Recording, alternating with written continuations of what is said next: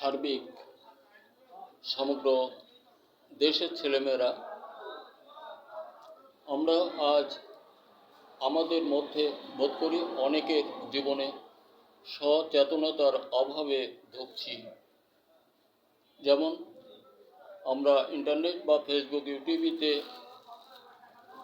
যে বিষয়বস্তুগুলি দেখি, যে বিষয়গুলি হৃদয়ঙ্গম করি, না জানি আমরা কে কোন দিকে এর স্বাদ কীভাবে আস্বাদন করছি। এটা বিভিন্ন মুখে ধাবিত, কিন্তু এই মুহূর্তে প্রয়োজন ছিল একমুখী হওয়া। বোধ করি আস্তে আস্তে ধীরে ধীরে হয়ে যাবে। তাহলে এখন দেশের সকল যুবক যুবতী বা সকল শ্রেণীর ছেলেমেয়েদের প্রতি একটা দৃষ্টি আকর্ষণীয় বলা যায়, সেটা আমরা নিজ নিজ কৌশলে নিজেকে পরিচালনা করার দায়িত্ব বহন করি। একাগ্র চিত্তে সম্মুখে যেটা সুন্দর করে আসে ওইটাকে আমরা অবলম্বন করি এবং ওইটাকে সকলে মিলে ধীরে ধীরে সমুখপানে আগায় নিতে চেষ্টা করি। যেমন আজ ফেসবুক ইউটিউবিতে দেখা গেল বাংলাদেশ নাকি সন্ত্রাস, বাংলাদেশের ছেলেরা। শব্দটা বোধ করি অনেক কঠিন, এবং যারা বলেছে এদের মুখে এই কথাগুলি বোধ করি শোভা পায় না। এ কারণেই সন্ত্রাসের মহাগুরু বর্তমান সময় তারা সন্ত্রাসের মহাগুরু হয়ে একটা নিরীহ শান্তিপূর্ণ দেশে দাঙ্গা হাঙ্গামা বাঁধিয়ে দেওয়ার সুকৌশল মনে করে তারা অগ্রগতি বাড়াচ্ছে। এটা তাদের জন্য ভুল হচ্ছে। এই কারণেই আমাদের দেশে যা যুবক আছে এরা বোধ করি সকলের কিছু না কিছু চিন্তাভাবনা, চিন্তা চেতনার মাঝ দিয়ে নিজেকে পরিচালনা করার দায়িত্ব বোধ বহন করবে এবং সেটা ঠিক সেভাবেই প্রকাশ করবে যার মধ্যে শান্তি আছে। অশান্তির দাবানলে ঢুকাতে প্রচেষ্টা যা কিছু চালাও না কেন, এই মুহূর্তে কারো কোনোটা করার সাধ্য শক্তি থাকবে না বলে আমি প্রকাশ করি। কারণ মানুষ বা বাংলাদেশের সকল ছেলেরা এখন সচেতনতা আনয়ন করতে পারছে। অতীতের দিনগুলি তারা ভুলে গেছে যে বাবা কাকার অর্থ বিনষ্ট, তারা যেটা শ্রম দিয়েছে শ্রমের সার্থকতা শোষণ করে নিয়েছে। প্রতিবেশী বন্ধু দেশ নামে একটা দেশ ছিল, তারা আজকে সেই দেশের মানুষকে সন্ত্রাস বলে আখ্যা করেছে। এই তো কদিন অতীতে তারা বলতো বাংলাদেশের সংখ্যালঘুদের নাকি অত্যাচার করা হচ্ছে। মিথ্যার মহামারীপূর্ণ এক সংঘাতের শেষ পর্যায়ে পৌঁছে তারা এই কথাগুলি উত্থাপন করে, যা বাংলাদেশের জন্য আদৌ মিথ্যা বা সম্ভব নয় বলে প্রকাশ। আর এই সংখ্যালঘু অত্যাচার উৎপীড়ন চালাচ্ছে যেটা, সেই দেশটা বাংলাদেশের বাইরে বলতে হয় বন্ধু দেশ নামে নাকি অতীতে প্রমাণ করতো, পরিচয় ছিল, প্রমাণ করতে পারে না, পরিচিত ছিল। আর এদেশের মানুষ আমরা অকাতরে দুর্ভিক্ষ স্বদেশে এনে সুখ শান্তিটুকু যতটা প্রয়াস পাবে দেশবাসী, আমরা স্কন্ধে করে তাদের দেশে পাচার করে দিয়ে এসছি।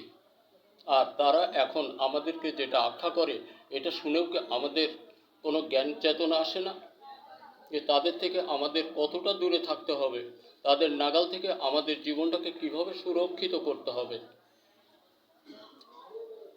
সমগ্র দেশ, জাতি ও ছেলেমেয়ে তোমরা যারা আছো, নিজেদেরকে শক্ত করতে হবে। তোমরা সকলেই বা আমরা সকলেই একটা সুন্দর মানুষ পেয়েছি, যে মানুষটাকে দিয়ে আমরা সমগ্র বিশ্ব যাকে নমনীয়তা দেখাচ্ছে, যে বিশ্ব সম্পদ আখ্যা পেয়েছে, সে মানুষটা তোমার আমার দেশের মানুষ, ডক্টর মোহাম্মদ ইউনূস সাহেব।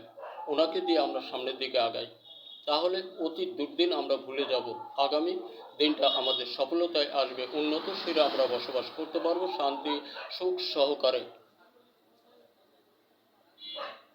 এটা বিশেষ প্রকাশ আমাদের একাগ্র চিত্তে, একাগ্র ইচ্ছা, সকল কিছু সংযোগে একের প্রতি আর একে ভালোবাসা রেখে এই রাস্তাটা না ছাড়ি।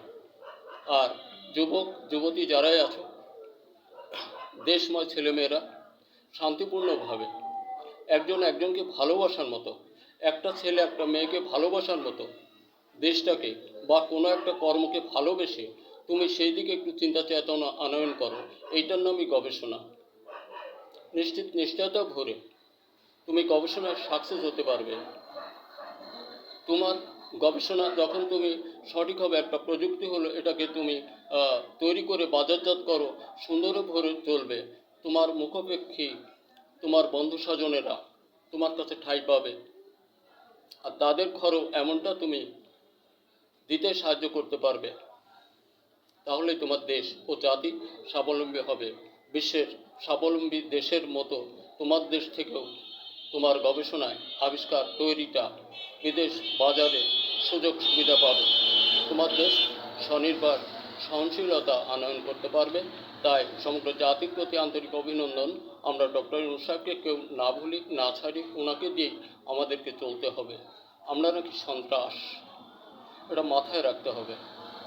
আর ওনাদেরকে বলি, ওনারা বোধ করি ভুলে গেছেন, একটা নাম অন্তত স্মরণ রাখবেন বন্ধুদেশ, ডক্টর মোহাম্মদ ইউনূস।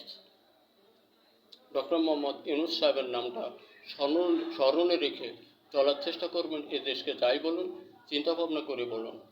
চীন আপনি বেশি পারলে, আপনি কত সন্ত্রাস, চীনের সঙ্গে একটু পাঞ্জা কষুন।